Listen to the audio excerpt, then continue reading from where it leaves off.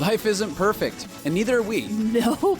But we know how to face our fears And have some fun. and talk about all the messiest things of life. Like the messiest things. Get connected to yourself, get connected to others, and get connected to the life right in front of you. This is The Connected Life with Justin and Abby. That's me. That's you. And you. Well, another day, another podcast. No. I'm starting the podcast. No, I just did it. No, I had a plan. Well, You were going to look at me. What was your plan? What was your plan? It's going to just start sit like there? this.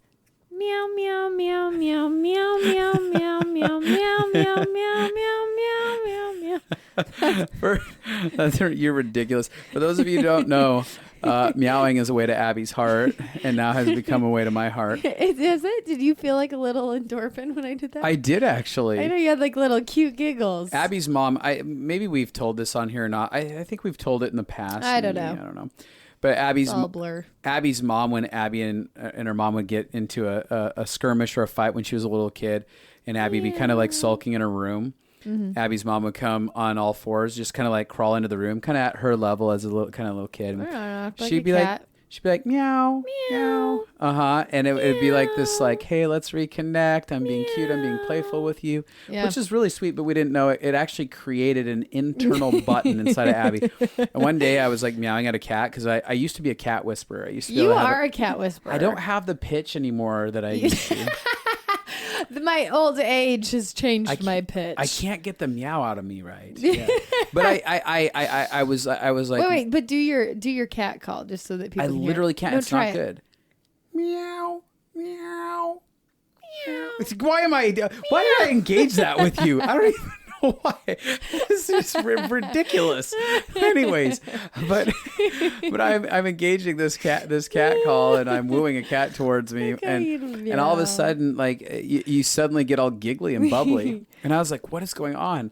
No, that's not how it happened. Yes, it was. No. The way it happened. We make up stories, I guess. No. We were doing something at the house, and you just meowed at me, and I was like, oh.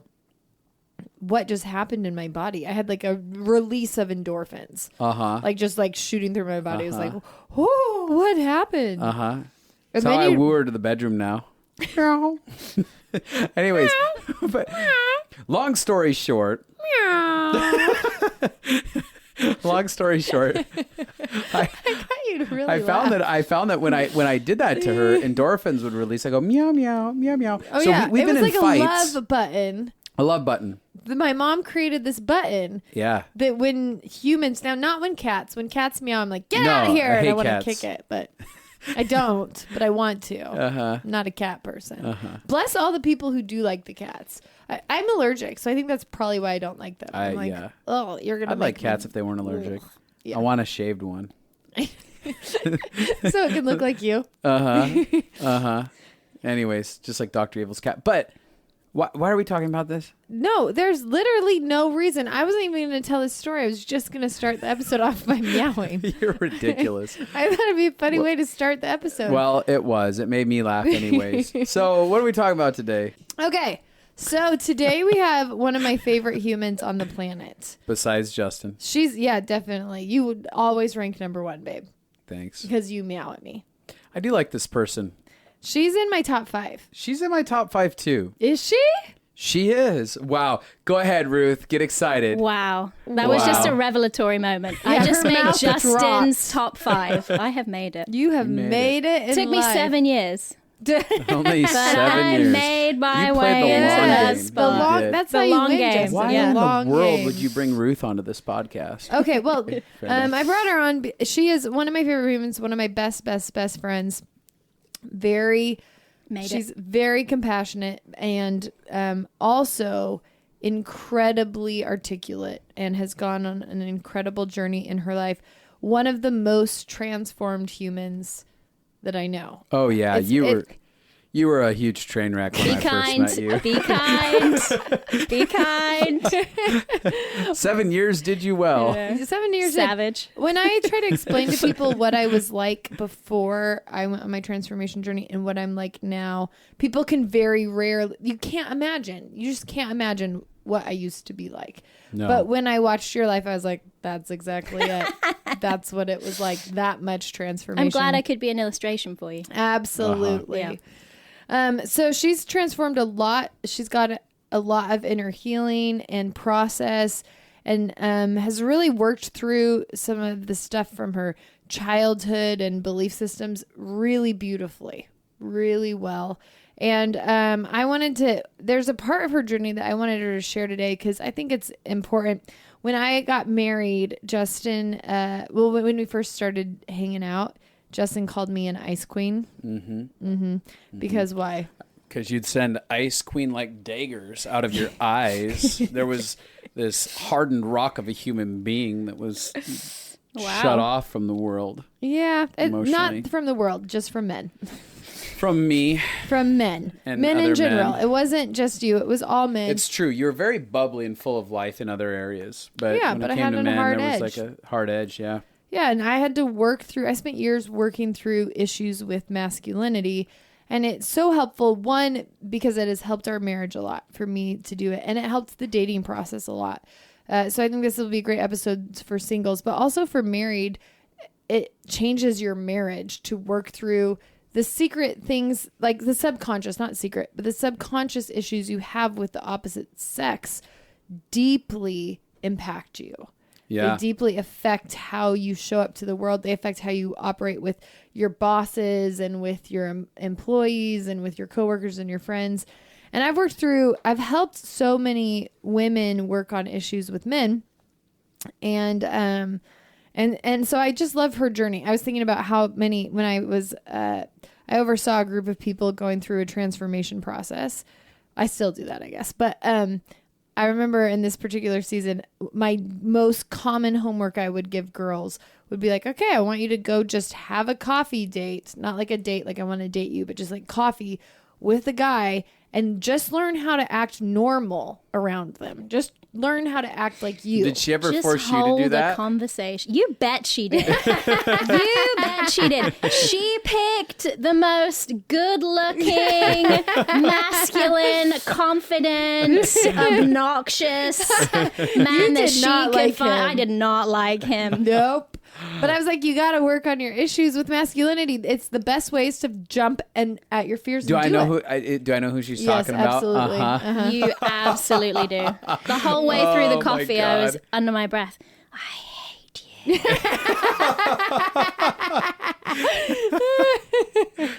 Yeah, and tell us that story, and then tell us about your journey. We'll start there. Oh, okay, great. Well, Abby made me go out on a coffee date with one of their friends who was a little bit older than me. He was very good looking. He was very successful. Yep. He was very confident. And I went out on this date. Has a nice butt. Has a great butt. Yeah. Great jawline. Nice tan skin. You know. I hope he listens to this. I do too.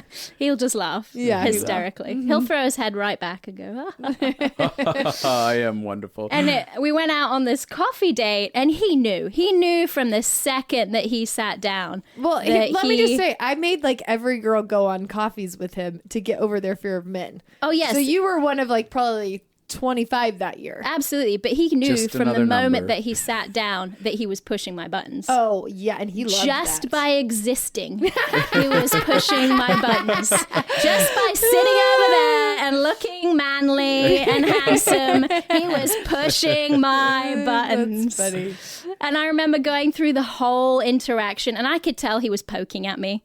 Totally. He's a good poker, On purpose. He was a great poker. Not in that way. I was thinking. Phrasing. Yep. I thought It was a great conversational poker. Yes. And he could tell when he was like pushing on a button, so he'd push a little bit harder. And he would ask me questions like, well, Ruth, why wouldn't I want to spend time with you? And I would just burst into tears for no reason in the middle of this coffee shop. And under the my breath, I'm going, I hate you. Well, tell us why you had all those buttons towards men and what they were and what your beliefs were. Start at the beginning. Yeah. Rewind. Yeah. Yeah. Where'd that all come from?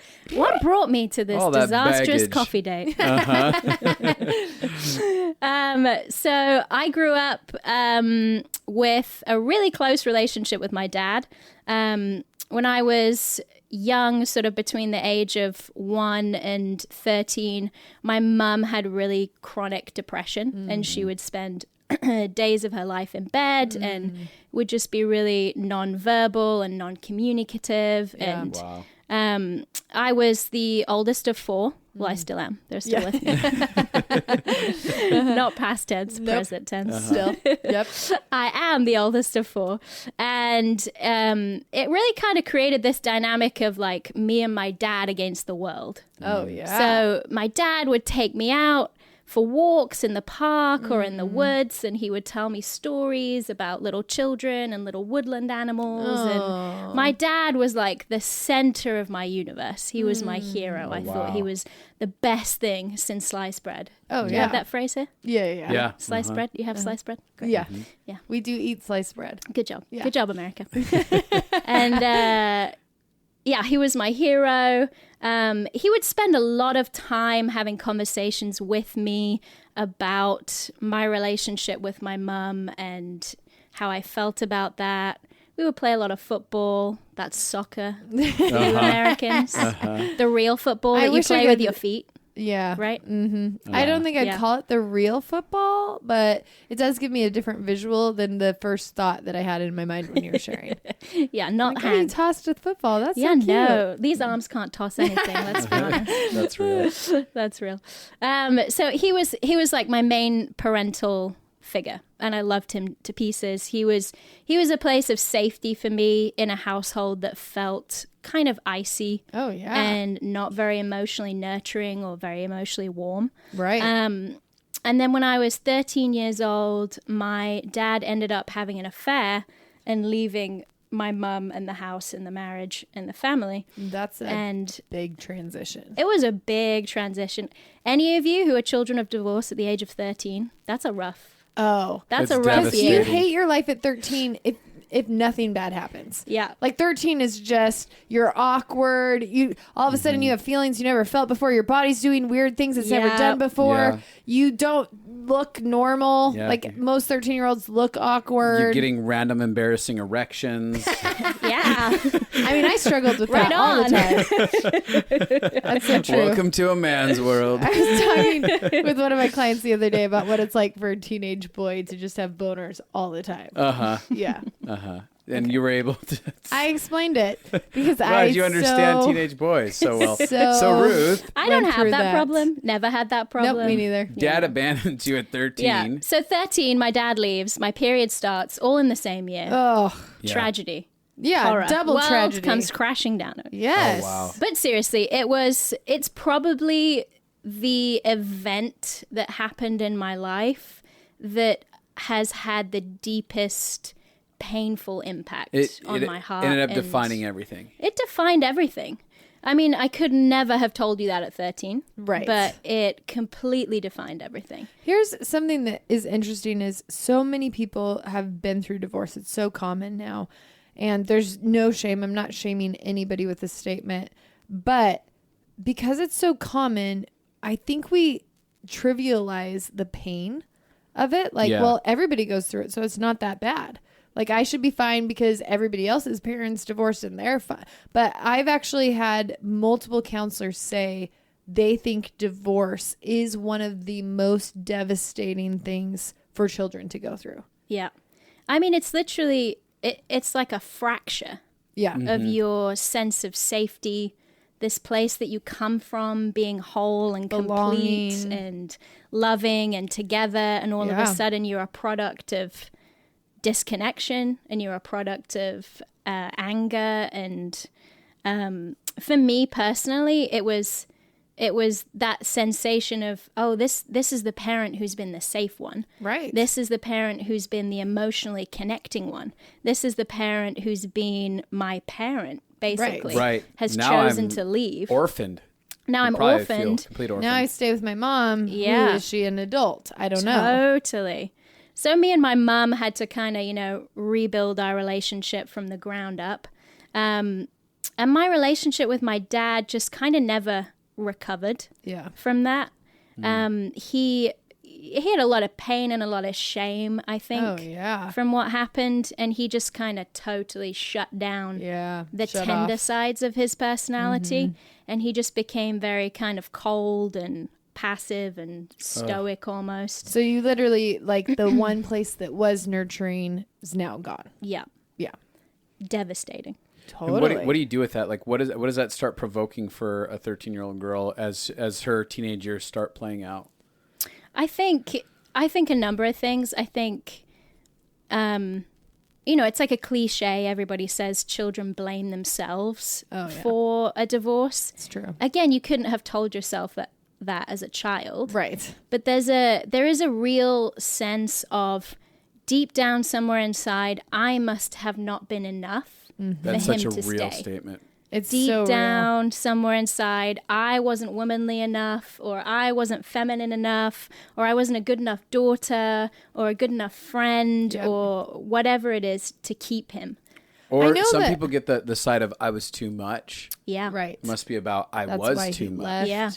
I took too much for him. I was too much of a burden. I expected, wanted too much. I don't know, whatever that is. Kids have naturally have an overinflated view of themselves, like where they believe the whole world is about them. And it's a beautiful thing about children, but it also creates a dynamic where adults are going through, like, I can have empathy on your dad in that situation. Yeah, you look at it and you go, Having been married to somebody that was Totally. depressed for that long, that's difficult. I mean, I know because my mom was that depressed and my dad was married to her, and I watched the dynamics, and it's very complicated. That's not where I was going with it, but I lost myself in my empathy. But that's where we went. Yep. But inside of that journey, you look at it and you go, I totally understand where he was coming But from. I remember. But a kid, go ahead. Sorry, It's like gonna ping go, pong. It's gonna go again. I know. ding, ding. Where did it go? But so when my mom had an affair, and when I found out that version of that self-inflated thing, that kid thing came out, it was like I was not enough. Totally. That's not even logical. Totally. Like I should not be the husband. That's not I'm not a part of their marriage, but literally the belief was if I was enough to fulfill her, then she wouldn't have. Yeah. Absolutely. Yeah. So it's a complicated scenario. So that begins. Absolutely. Sorry, go ahead. So it definitely kind of created that belief inside of me of, deep down, there must be something wrong with me. There must be something not enough. I think another side to it that it created was when my dad left, he kind of just checked out on the family, like financially, emotionally. So my mum was left to raise 4 little kids by herself with depression. Wow. And it kind of threw us into this chaotic, are we going to have enough money to pay the mortgage? Are we going to have enough money to put food on the table scenario for a good deal? Wow, so there's tremendous amounts of fear, Stress, especially stress, fear, anxiety. Yeah. Feeling really out of control. control. Yep. Touche. Yep.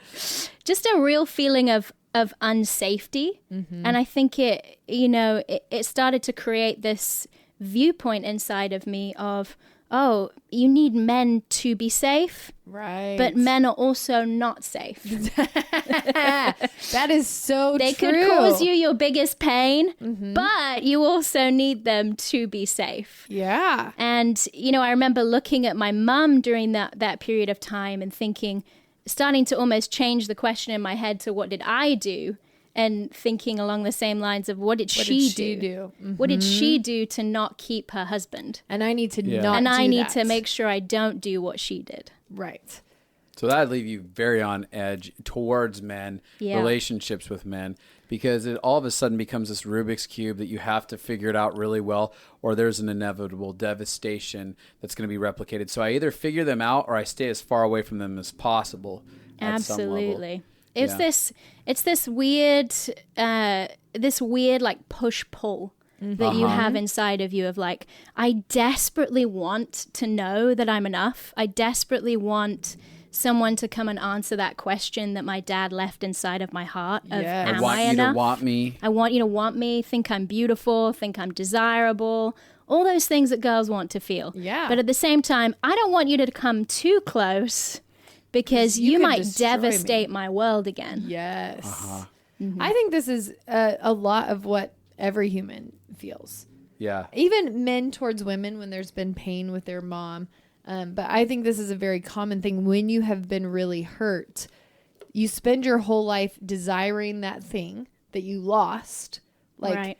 looking for it everywhere you can, but also being terrified of Well, it. and I had that tumultuous relationship with the idea of marriage as well, where Yeah. I was like, I so love the idea of it. I want to live out life with this person where we have this beautiful love relationship. And then the other part of me is like, I hate marriage. It's a place where you go to die. Right. A woman will suck the life out of you.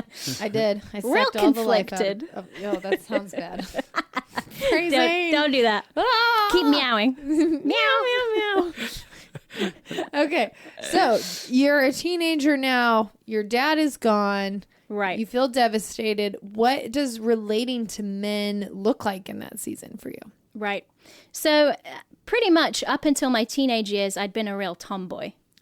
Like my dad. Yeah, had you're just been like your my- dad. You're his buddy. We're playing soccer all the time. Yeah. You know, I like rolling around in the dirt and climbing the trees and hopping over rocks and then I become a teenager and I'm looking around me and I'm thinking, you know what? The tomboy girls are not the ones who are getting the guys. This used to work when I was 9. Oh yeah, you get all the guy I friends. got all the guys when I was 9. Totally. At 13, 16, not so much. Yeah. So, you know, I kind of started looking around me and thinking, because this is the biggest drive inside of me, right? Like, Right. I need men's attention. To be okay. To be okay, to answer this burning question inside of me. Am I okay? Please, somebody answer this for me. Yeah. I start looking around me at all the girls who have boyfriends, and I'm like, they're feminine, they're beautiful, they're skinny. I start putting all these boxes together in my head of, okay, this must be what you must be to get men's attention and Right. to keep men. Yeah.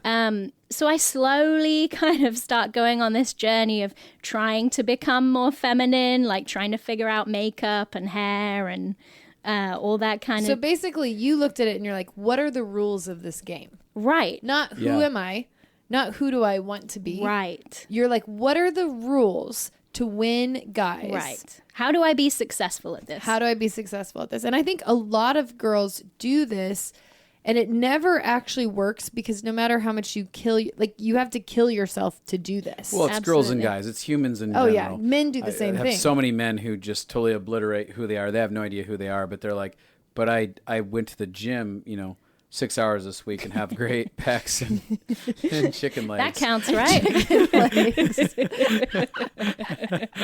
Doesn't this mean I'm going to get a girl? Oh yeah. Yeah. So you find the system, you figure out the rules, Right. and basically you abandon yourself Right. in order to follow the rules. Right. Well, and the rules are also based on comparison. Right. So you're never going to win. totally. There's always somebody who's more beautiful than you, Yeah. skinnier than you, more feminine than you. And there's cultural evolutions of beauty Yeah. that, something that was beautiful considered culturally beautiful in 2000, now it's on the opposite end of the spectrum. It's completely different. And so it's like a dog chasing its tail entirely. Whenever we're after that, Right. we're trying to run after this image changes. I can't win. Right.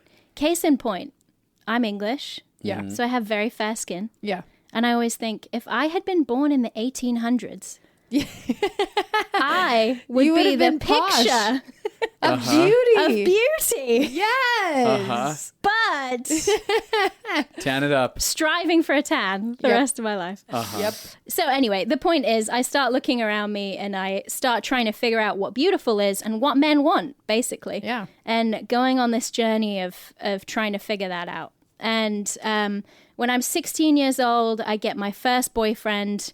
I think I have made it. Made it. This is the pinnacle of my existence. I've achieved everything I wanted to achieve in life. Wow. Wow. That must have Hashtag felt, goals. Yeah. Hashtag goals. Hashtag peaking really early. Yep. So I get my first boyfriend, for a while it's amazing. You're riding on a high. And then pretty soon you start to realize, oh, this is not everything that I thought that it would be. This is not answering my question. I must need to go further. So I start looking around and I'm like, well, girls who are sexual, they have a lot of guys and they seem to feel really loved by guys and really seen and cherished. And so I'm going to figure out how to be sexual. Yeah. Threw up a red light on your front porch. I sure did. I sure did. I'm European, Justin. That was a joke. Totally. So I was 16 and I ended up having sex with my first boyfriend. And just remember not even really wanting to do it. Right. Not enjoying it. Crying after it happened. But it was just this. So it was awesome. It was awesome. Rocked my world. It rocked your world in a bad way. In a bad way. Yeah. But it was just this idea inside of me, I guess a cultural idea that this is what men want, right? Yeah. That if you want to keep a guy around, if you want guys to think that you're beautiful and you're desirable, you have to have sex with them. Yeah. You have to be sexual. And, that worked for a while. And obviously he kept coming back for more. Right. And, yeah, that's right.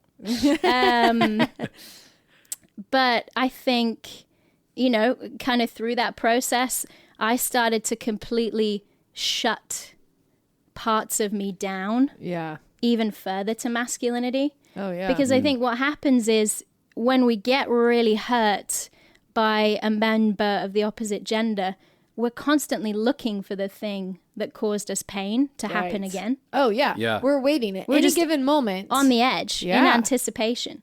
And then we start building a case anytime any other guy hurts us, even remotely in the same way, or there's potential that they might hurt us in the same way. Yep. We start building a case to say, see, I told you. All men want is their own agenda. All men want is sexuality. They're going to leave. You got to do everything that you can to keep them around. So I, pretty soon it wasn't enough to just have one boyfriend.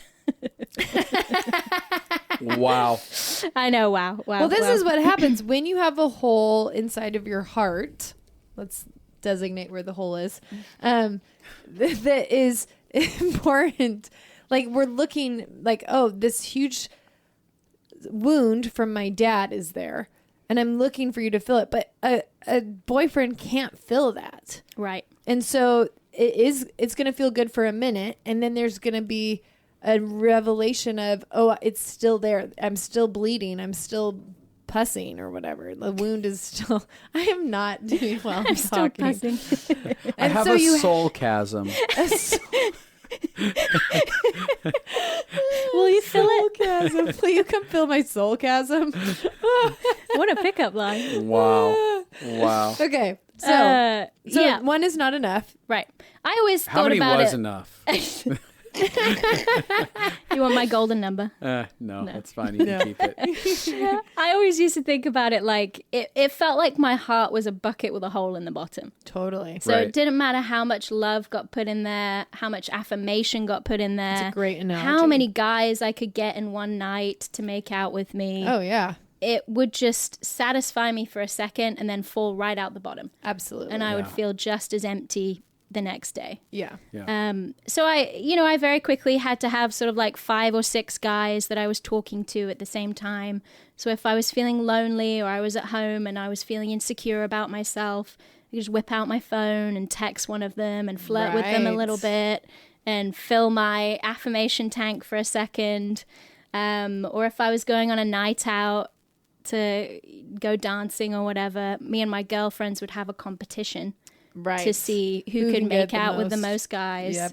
And every time you would win, you'd be like, yes, I'm the best. I'm the best. I'm the best. But what you're really saying is, oh, thank goodness, I might actually be worthy of love. Oh. But again, that thought only lasts It's fleeting. for a second. Yeah. Yeah. I think that's something very Universal. Yeah, very universal. I mean, that's such a guy thing to do. I mean, it's one girl after another that they try to like. Savage, Justin.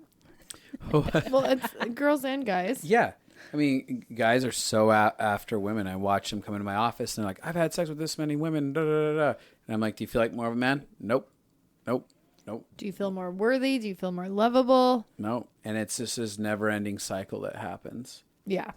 So basically what we're saying here, pretty simple, is the opposite sex is not going to solve the identity issue or resolve the pain that's inside of our soul, right? Yeah. Absolutely. So how go ahead. Hold on. So you are now having multiples, and I think part of the story that is great.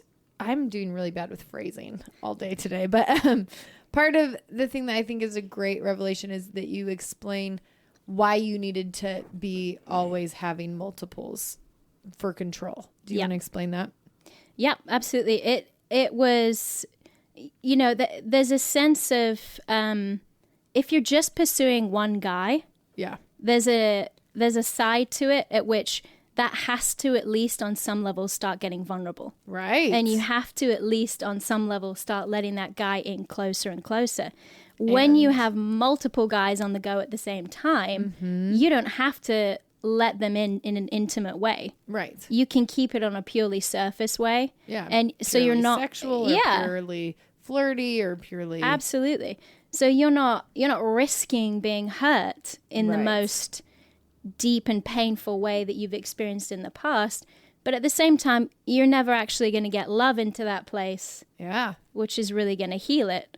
I remember all of the boyfriends that I had during this period of time, I didn't feel love. I couldn't have said I told them I loved them, but I was just That's what telling them what they wanted to hear. Yeah, I was playing the game. I had no concept of what emotional intimacy felt like or looked like with men. And the thing is what feels most safe about that situation is there's always a backup. Yeah, absolutely. So where your dad I got 5 of you that can disappear and the 6th one's still sitting around here, so no big deal. Absolutely. And if you do, you know what? I know how to go out and find another one. Yes. Yeah, and it doesn't really matter because I never went that deep with any one of you. Right. Right. Whereas if you go deep with one, if you have an emotional connection with one, then if they leave, it's going to feel like your dad again. Yeah. Absolutely. I'm going to be devastated again. So I will never be and that way I'm never the one that gets cheated on and left. Right. Because I'm the one who's cheating on and leaving. And I see so many people do this, whether it was they saw it with their parents or they got cheated on once. And so they make a vow like that will never happen to me again. Right. And so they use the same system of control. Right. I will never end up in my mom's situation. Right. Mm-hmm. So I'll just have 6 guys. I'll have 6 guys. I never had a boyfriend that I didn't cheat on. In the past. In that the past. season. I should clarify. I You've have had boyfriends since then that I haven't cheated on. But in that season. Yeah. I should reframe that statement. Yes, you should. Absolutely. You're going to get all these calls from your most recent ex-boyfriends being like, what? So what ended up happening? Like, was there a transition point from all of this that happened for you, or what happened? Yeah, absolutely. I think also just to say during that season, I really learned how to use my sexuality as power.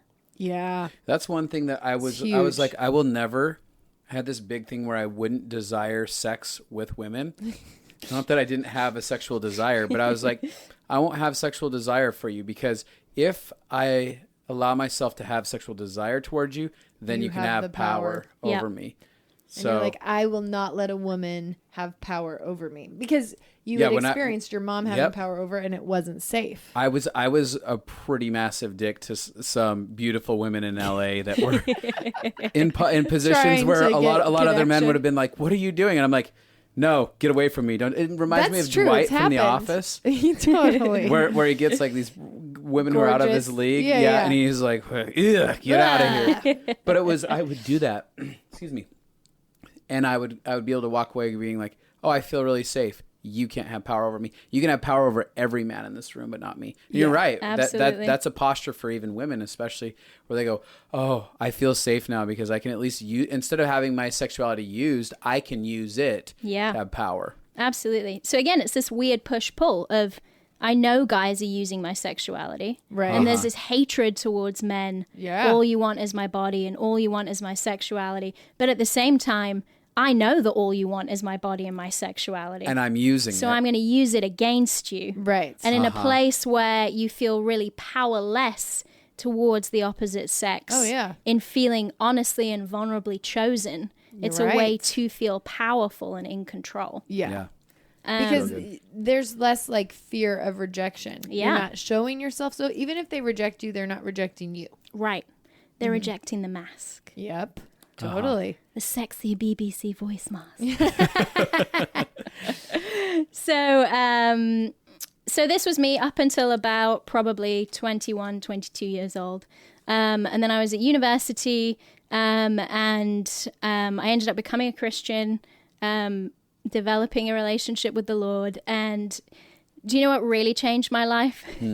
Somebody gave me a book called I Kiss Dating Goodbye. Which this is hysterical because that book ruined my Yes. life. Most people's lives Ruined are my destroyed. life, It's the but worst it thing ever helped your created. life. But Which I had no idea about. I was Yeah. like, this is the best book ever. Okay, so go ahead. tell us why Yeah. you liked it. So somebody gave me this book and it basically, there's one page in the book, chapter in the book, where it describes the main guy getting married, and standing next to him at the altar are all the women that he gave a little bit of himself to. Right. And I remember reading this book and having this visual image like, oh my gosh, I have a long line of people. how many guys have I given pieces of myself to? How, I mean, not just slept with, but Right. flirted with, like made out with in a club.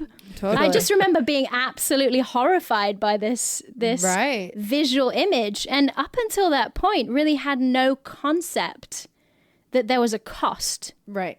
to what I was doing. Yeah. That it was affecting anything in a negative way. I actually like that something good could be pulled out of Yeah, me something like too. that, because I I would was feeling have that too. suggested to light that on fire and no one ever look at that. But I But like it that helped your life. there are so many ways to meet our hearts in a necessary need. Like for you, that actually was really profound and helpful to have some sort of reality check that there was a price. Yeah. And it ended up helping you, it sounds like, get out of a lot of crazy cycles initially. Yeah, absolutely. I think, in order to make a change in your life, you have to realize that the pain of doing something the same is bigger than the pain of Change. And Yep. the fear of, well, what if I stop manipulating men? Yeah. Like, what if I stop playing this game? What's going to happen to me? Is any man ever going to choose me? Is any Right. man ever going to want me? Yeah. Was so big that I had to have something equally big kind of painted for me in the opposite direction. Absolutely. Of, you know what? Actually, what you're doing is hurting yourself rather than helping yourself. Yeah. What you're Right. doing is the opposite of what it is that you think that you want. Like what you Absolutely. actually want is a man to love you and choose you and see you and protect you, and you're not letting any of that happen because you're giving pieces of yourself away here, there, and everywhere. Yeah, Absolutely. And because you've written a narrative that isn't going to allow for that to happen. Absolutely. So what happened from there? So then I start trying to make some pretty radical lifestyle changes. Chastity belt. Chastity belt went on. Click, click. I describe what happened to me in this season as I checked myself into a nunnery. I was like, you know what? I need One help. extreme to the other. Yeah, I need a sabbatical. I need, I need to get away. So I very quickly started to put the pieces together and kind of hear different messages from being in the church, and that this idea that sexuality is not the way that you want to get a guy. Totally. It's brand new to people. Yeah, so I had to kind of go on this journey of like, oh gosh, well, I better figure out how to shut this down. Like I better figure out how to not flirt, how to not dress provocatively, how to kill this game inside of my head that I need as many guys' attention as I possibly can. Right. And that was probably good and bad. Like good in the sense that you are letting go of the mask and all these things that were not you. Absolutely. Bad potentially in the area where you demonize sexuality, where it's actually something that's beautiful and has, Yeah, absolutely. Yeah. I was like, okay, well, sexuality is the problem. Right. It's my sexuality. I have to completely... So now Divorce I'm in that. a situation where I'm like, how do I relate to guys without my completely divorcing my sexuality? Because you'd never done it before. Yeah. How do nuns relate to men? That'd be a Buddhist, actually, wouldn't it? Yeah. Never mind. And I remember it being this intensely vulnerable, naked kind of feeling. Yeah. Like, oh my gosh, I'm having conversations with guys and I can't flirt because Christian guys think that that's gross. Poor Christian guys described as that. Totally. Some Christian I love guys. the I good think a old lot flirt. of Christian guys like flirts. But yeah. You line in a bunch of prudes. I get it. Absolutely. Yeah. I feel like, all of the tools that were in my toolbox have been taken away from me. Because they were all sexual Because they were all sexual tools to feel Yeah. powerful. So now all of a sudden I feel really, really powerless around men. Oh my and gosh, you actually have to vulnerable. develop your personality. I know. What? Can you believe it? Oh, What a drag. the worst. What a waste of time. So I think my response in that season towards masculinity was just to kind of pull away. Yeah. Was to the vulnerability of it, the Felt like the too much. exposedness of it felt like too much, and I really just kind of pulled away and hid in relationships with women and girlfriends and We should clarify girls that are friends. yes, girls that are You friends. didn't switch. I did not. No. That wasn't the radical lifestyle change I made. Totally. Okay. So then where in this journey is when I started meeting you? So then 7 years ago, I moved to the States and I meet Abby and my whole life changes. You're welcome. When I'm listening to your story, I mean, not necessarily the sexualized piece of it, but the historic piece of it. You guys had such a similar history. In that we were both idiots with men? No, I'm just kidding. I'm totally kidding. No, just even moms being sick the way that they were and then trying to fit into that space. I mean, there's a lot of similarities. So, I mean, I'm assuming that when you met Abby, there must have been something that even... Was she terrifying at that time? Because she had changed so much, but also there must have been something familiar is I think what I'm getting Yeah. to. It was, I remember meeting Abby and being like, oh my gosh, here's this woman who owns her femininity and owns her sexuality in this really powerful way, but that doesn't feel manipulative or destructive in any way. It just feels life-giving. And that was terrifying to me. But there was also a side of her where I felt deeply known and deeply understood Yeah. because we were kind of coming from a similar place. And she had a lot of empathy for my situation and what I was going through. Yeah. So during this time, I start realizing, you know what? I might hate men. Which this is a big thing. I think everybody, like most people don't consciously think they hate the other gender. Yeah. Right. Or hate themselves or hate someone else. But when we dig into it, a lot of people hate the opposite gender. Right. And most of it's birthed from wounds from when we were kids. Right. But And hatred feels like a very good protector. Like if I hate you, Yep. you can't be close to me. Yep. You can't take from me. I don't care about you. I don't ever have to care about you if I hate you. And hatred looks like a lot of stereotypes and a lot of generalities and a lot of so like all men I need to protect myself from and Yep. Yeah, I think I kind of think about it like hatred for me didn't look necessarily on the outside like I Totally. was, beating guys up or spitting on form them. of or, rage. Picketing. I wasn't an looking- anti-man march. Picketing, I hate men. I wasn't like a raging feminist. Right. For me, it kind of felt like this internal wall Like hatred is an internal mechanism to create separation between you and something else. So like, good. If I can hate it enough, I can push it emotionally far enough away from me that it won't get to hurt me again. Yeah. And it wasn't until I was probably 24, 25 that I started realizing, I think I hate men. I think I have some hatred towards men.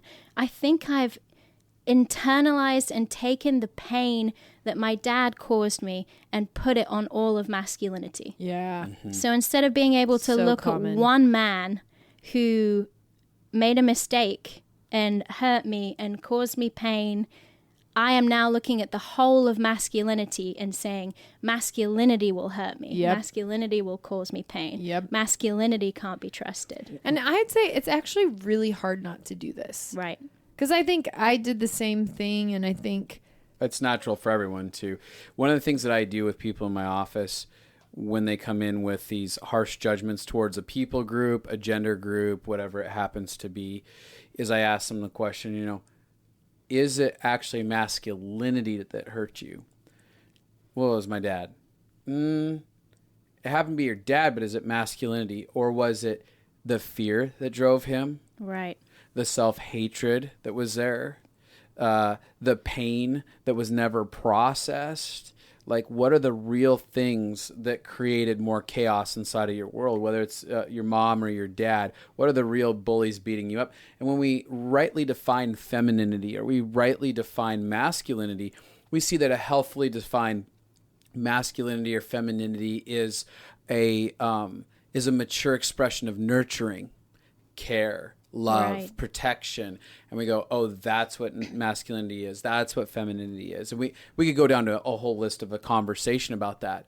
But at the bottom of it, it's never some person who was out to hurt you, abandon you, and fail you. That's not what femininity and masculinity is. And when they can get to that, they can abandon their need to hate it and go, okay. Right. Now, if it's not them and it is actually pain, in order for me to not have, if it is actually unprocessed pain that drove my dad or drove my mom to make these decisions, in order to keep myself from replicating the same scenario, I actually just have to get good at learning how to process pain and have a relationship with someone who's willing to process pain. Right. Doesn't mean they don't have it. They're willing to learn how to process it. Or fear. They were driven by fear. So I need to be in a relationship with someone who's willing to face their fear. Doesn't mean they don't have it. It just means they're willing to face it. Right. And I think it's very tempting whenever we've been hurt. We like patterns, right? Like patterns make us feel safe. Yeah. So whenever we have pain, we look for a pattern and we go, the pattern is masculinity. Yep. And it's real. I remember having this moment of like, you know what, Ruth, you can live the rest of your life playing out this cycle. Proving to yourself over and over and over again that men are the problem and men are the enemy and masculinity is the problem and masculinity is the enemy. But you're never actually going to get the thing that your heart really wants. Right. Which is to feel really seen and really chosen and really loved by men. Yeah.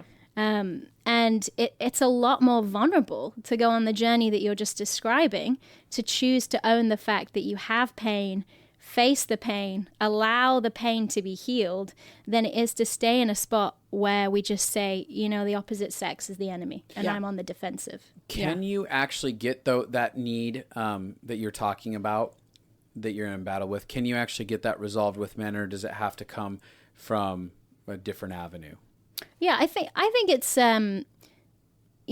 with the question, the answer to the question that I was looking to was more of an identity question, right? Which is something that only I can answer, right? Yep. So in the midst of this journey, am I enough? Is the question for you? It's a question for me. Yeah. Have I decided that I am right? Enough? The only one who really can tell me if I'm lovable and if I'm enough is me. Yep. Yeah. The only voice that really matters and affects that is mine. Yeah. So, and if you have a higher source, I think it's really like if you have like a God in your life, a God.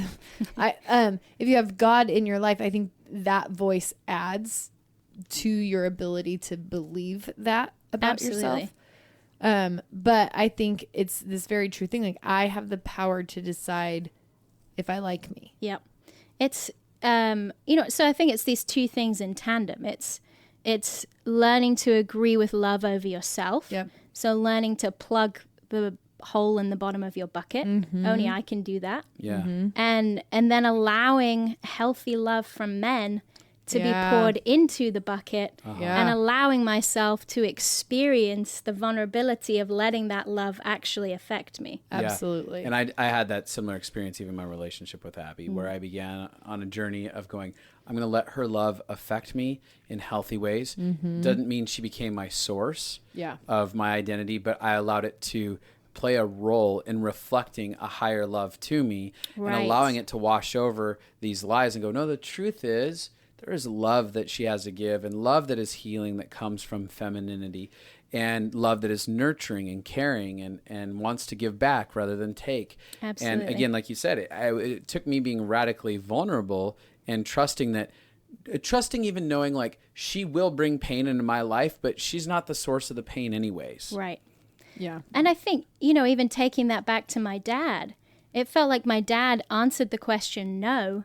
But in reality, he wasn't answering the question no. He never had the power to answer that question. Yeah. I just perceived that he had the power to answer that question. To say no. To say no. That's a good way to say it. Not just yes, but no. Yeah. He didn't have the power to say no, which means that men never had the power. Right. Unless I gave them the power to say no. Yep. Which in believing that my dad had said no, I did. I gave men him the power. So Mm-hmm. I was kind of on this journey of learning to take my power back, not in a sexuality way, right, but in a, I'm going to Identity. choose to believe that I'm worthy of love, and I'm going to choose to believe that your role is just to agree with it. Yeah. It's good. I love that. So tell us about some of the journey then of learning how to let men affect you and to relate with them. So you're in, so around the time you meet me, that's when you have that meal with Ryan and he pokes and makes you cry. What are some of the other stories of ways that you consciously worked on changing how you interacted with men after that? Yeah, I think it was a combination of two things. So on the one hand, it was a combination of allowing myself to feel and process the pain that my dad had caused.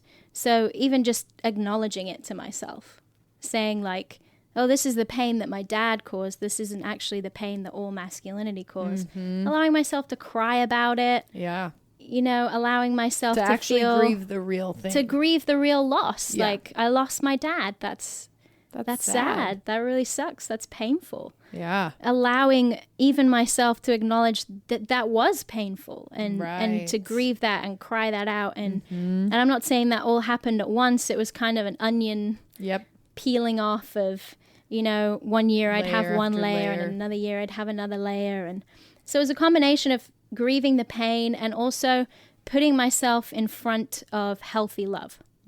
So it looked like going on coffee dates with guys who I knew to be good guys, kind guys who treated women well, and beginning to reframe in my mind the idea of what masculinity was. Right. It looked like going on these coffee dates and practicing relating in a vulnerable way. Without your tools. Without my tools. Yeah. And I remember having this moment where I even was like, oh, I'm still monitoring myself based on their responses. Right. Like they thought that was funny, so I'm like, ha ha ha ha. Or they didn't think that was funny, so I'm like, yeah, no, me neither. Yeah.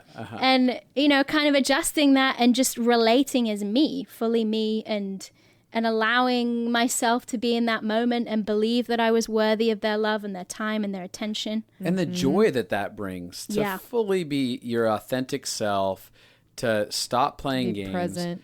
But I would say so happy and relaxed. But you had to practice that. It wasn't like I just went with one guy and now I'm myself. Oh no, it was like I probably went on like 20 different coffee. I remember I went through a season where any guy who was remotely healthy, I would ask him out on a coffee date. Yeah. And I love this because this is how you get free, is by running after your fear. Yeah. And training yourself to do a new normal. So many people are like, I hate the cycle I'm in. I want to blame men. It's men's fault that I'm always like this. And you actually were like, proactively, I'm going to change my cycle. Right. I'm going to do something different with me to find a different result with men. Right. When you'd go out with those guys, did you communicate to them, hey, this is the scary journey that I'm on. You're just a great guy. I'm not looking even for anything romantic. I just want to have a conversation and hang out? Or did you do that with some of them and not others? Or what was that like? Yeah, some of them I would tell. I don't know that I was quite in the spot where I could have been that real with them. I was like, I'm just practicing being around healthy guys. I would love to just go hang out and have coffee with you. I made it clear I wasn't like hitting on them. Right. Yeah. And some of them I wouldn't tell. Yeah. I would just let them sit. I would just let the awkward question be in the air Of what is she doing? of what is this? And just practice being okay. Like, yeah. I love am that. I love both those. practicing not giving you the power of if I'm worthy or not. Yeah, I'm not going to preempt the fear of rejection by telling you my intentions in this interaction. Totally. And I'm going to sit in it. Yeah. I like that. What if people started swiping left and right for that purpose? Like, what if there was a whole group of people who are like, you know what? I'm going to swipe this direction and go out on this date with the only intention with this person of practicing to practice being normal. Being normal. Yeah. I don't plan on this even not gonna going play the anywhere. game. I'm just going to go out there and experience a connective moment with another human being and get over some hurdles inside of my soul. It'd probably land people in a lot more potential for like real relationships too. They'd be like, oh my gosh, I just discovered I really like that person. I want to go on another date because I was myself for the first time. And you know what? I learned so much about men. I learned that guys are fun. I learned that they're funny. We are too. So funny. Because I think when you're so stuck in fear of rejection, you don't have space for lightness and fun. Right. It's true. Or if you do, it's all fake. It's all a part of the game. Yeah. During this time as well, I also was real intentional about getting in front of like fatherly figures. That's a good one. And, just sitting one-on-one, having a conversation with bosses of mine who were a kind of like a fatherly type figure and allowing them to speak into me. And, I remember having moments where they would say something beautiful and affirming towards me, and I could feel the wall inside of myself. Like I could feel the compliment hit the wall. Totally. And I'm like, don't let this affect you. Don't let this affect you. And having to consciously tell myself, Ruth, this is really good for you. Yeah. It's really good for you to feel love and affirmation from father figures and learning how to kind of bring that emotional wall down to the point where I can let their love affect my heart and let myself cry in front of them and show them that they're affecting me. Heaven forbid a guy should know that he's affecting me. But that is vulnerability when you let someone know they affect you. They can affect you. Yeah. Yeah. I think for me, it was the same thing. It was a conscious choice over and over and over again to do what didn't feel natural to me. Yep. It didn't feel natural to be vulnerable and let father figures love me. It felt natural to earn approval. Right. To do everything right. Right. And to whatever. But for father figures to like believe in me or champion me without me doing anything, I have to consciously tell myself like, you need to receive this. Receiving love and it could be just affirmation or kindness or like, I remember it could be something as easy as somebody like one of my bosses, like saving me a seat in a meeting. You just felt so thought of. Yeah. But I had to consciously allow myself to receive it. I did that too. So much love goes unused. Yeah. Because we don't want to be affected because we're afraid that it's almost like we think if we let someone affect us, then we give them all of the power. Yeah. Or if I let myself be affected by this now, it's almost worse to have had something and then lose it again. Absolutely. So I'll just never have it in the first place. I remember having this moment with a really good guy friend of mine who's married to one of my best friends. And he's really practical and like great at getting stuff done. Yeah. And he helped me with something with my car. And all of a sudden I felt this emotion inside of me. Like I want to burst into tears. I want to burst into tears because I feel taken care of and I feel like there's a man who cares about me and is bigger than me and stronger than me, and having this emotion, like shut that down. Right. Quickly, like shut that down. Don't Lock let him that see door. that actually affected you. And I'm like, no, I don't want to say no to healthy man love. This is healthy man love knocking on the door of my heart. Just let it affect you. Yes. Let the tears roll down my cheeks. I want to say this. There is, I want to point out the obvious gender war that exists in America that's blaring right in front of all of our faces. And I think that kind of what we're talking about today as a total side note to all of it is the journey of restoration and healing of that war that's very present inside of our culture. It takes the risk in both genders to begin to let down their walls, begin to be vulnerable, and begin to absorb the love that is available, and allow the historic judgment from the pain in their history to be taken off of the people that are right in front of them. Yeah. And allow that to actually sink in. And I know that for me, even deliberately, like you're practically talking about letting it sink in. For years, I spent time every time someone, whether it's the opposite gender or it's the same gender, something that lacked, when I would see something that lacked, I would have an internal conversation that would say, Justin, you never got this in these scenarios, ... You have permission to feel this and receive this now. This is safe to receive. And then I could feel something inside of myself absorb it, and it would land. Yeah. And I go, oh, I feel so loved and cared for. Well, I remember after you'd had surgery a couple years ago, we had a friend who was taking care of you because I wasn't in the country, and she was very comforting. Yep. And I remember coming back and you actually being like, I chose to receive letting her take care of me, because you grew up in that I can do it all on my own.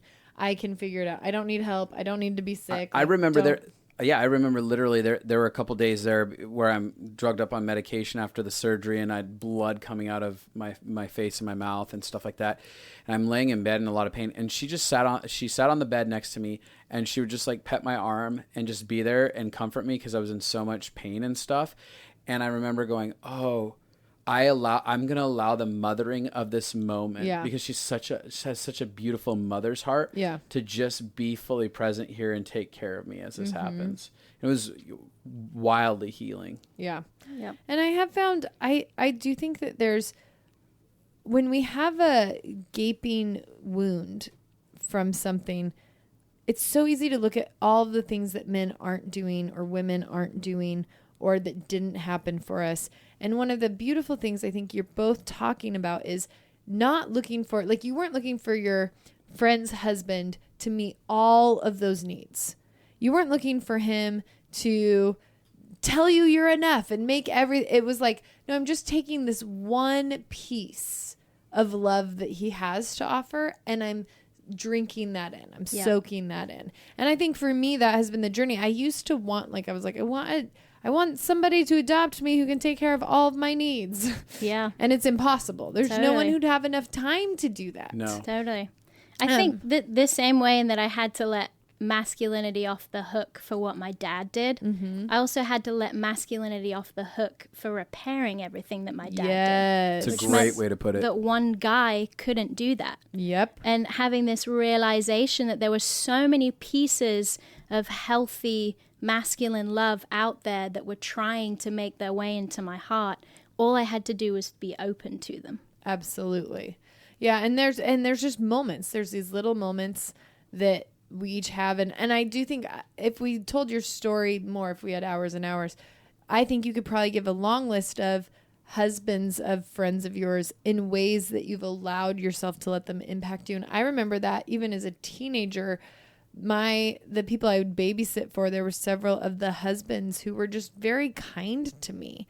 And I would grab a hold of that kindness and put that as something that really mattered. I think for me also, I will say that on this journey of reconciling with genders, personally, I experienced God being a part of this healing massively journey. A big resolve was even in my world where I got to connect with the idea that there's this unconditionally loving Papa who was involved. There's so many of these pains that go, well, if there is a God, then where was God in the midst of this, and why did this happen? And I don't think it's about why did all these things happen, But the question is, what does that father want to do about it? What does he want to do about meeting me in the midst of our humanity?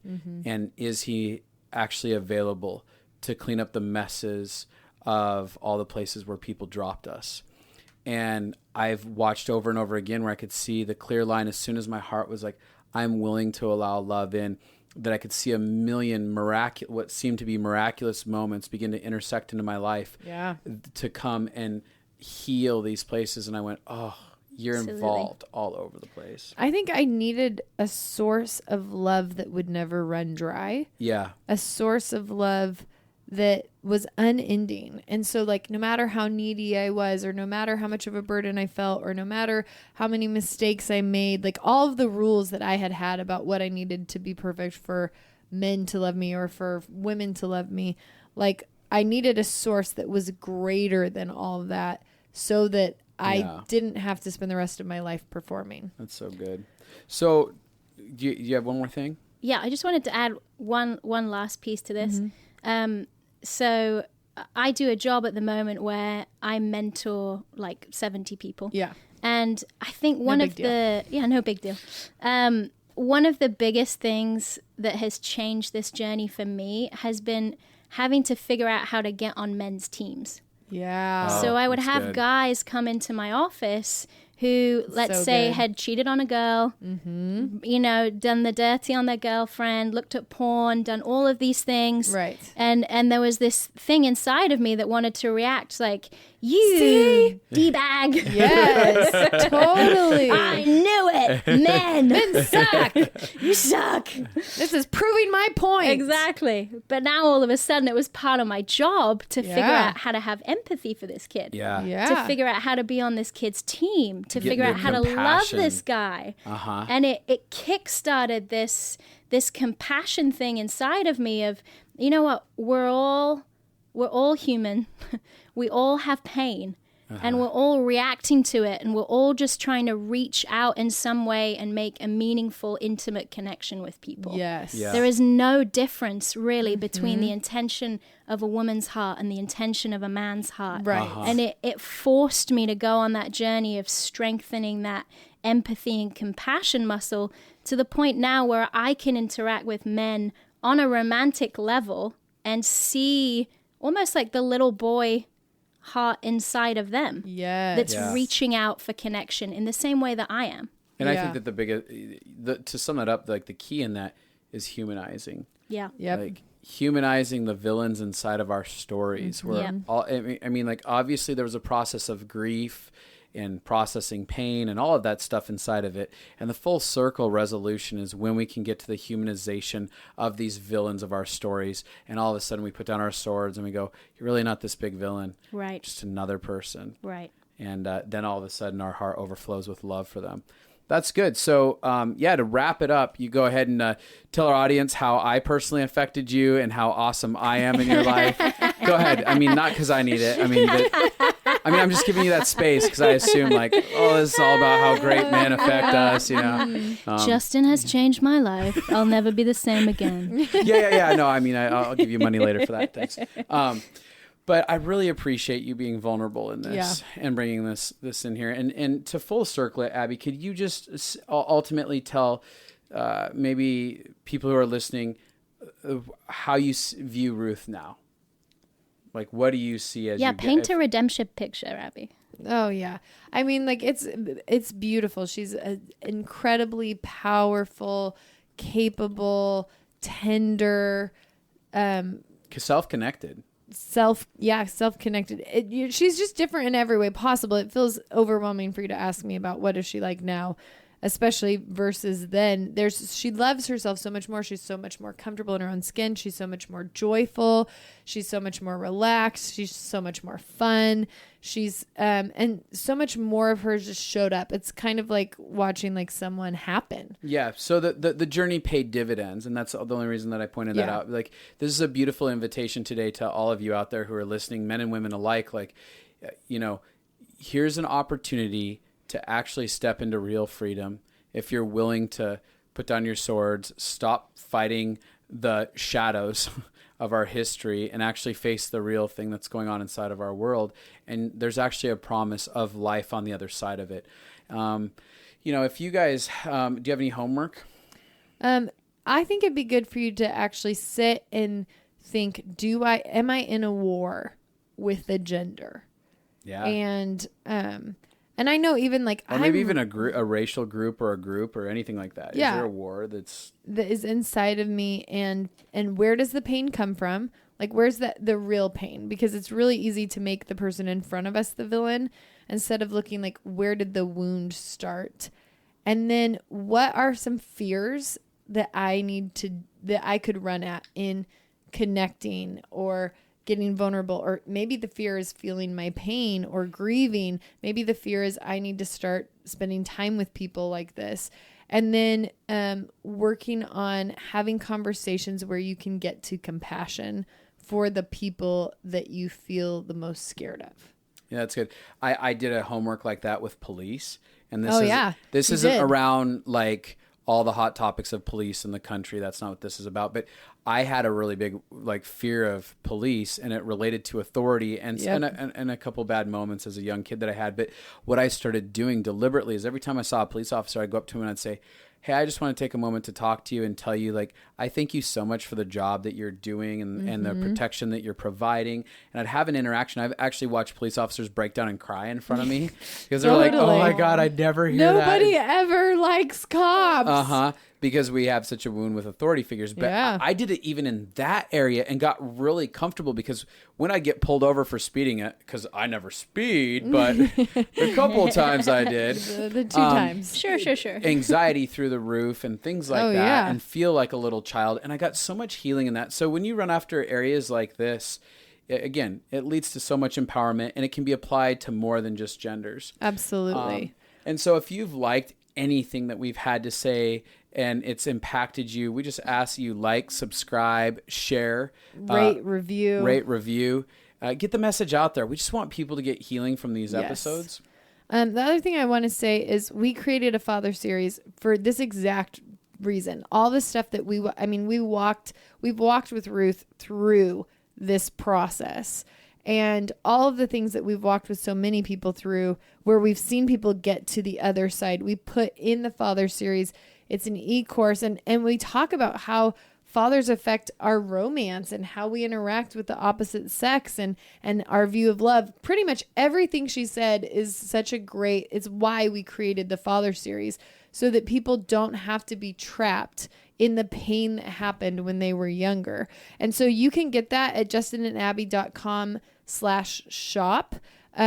You can also find it. It's all over. It's on our website. It's on our Instagram, but it's such an amazing resource. There's, I think now, like 15 hours of recording, and it's easy to listen to. They're fun. They're lighthearted. They make you cry. And the questions are incredible. We've had people go through the course already and love it and said it's life transforming. So you can hit that up. We'd love to share. We want people to get healing. That's our whole heart. Yeah. So you want to sign off, Ruth? Maybe we should sing the God Save the Queen. You to sign off. Get off my Don't podcast. Goodbye.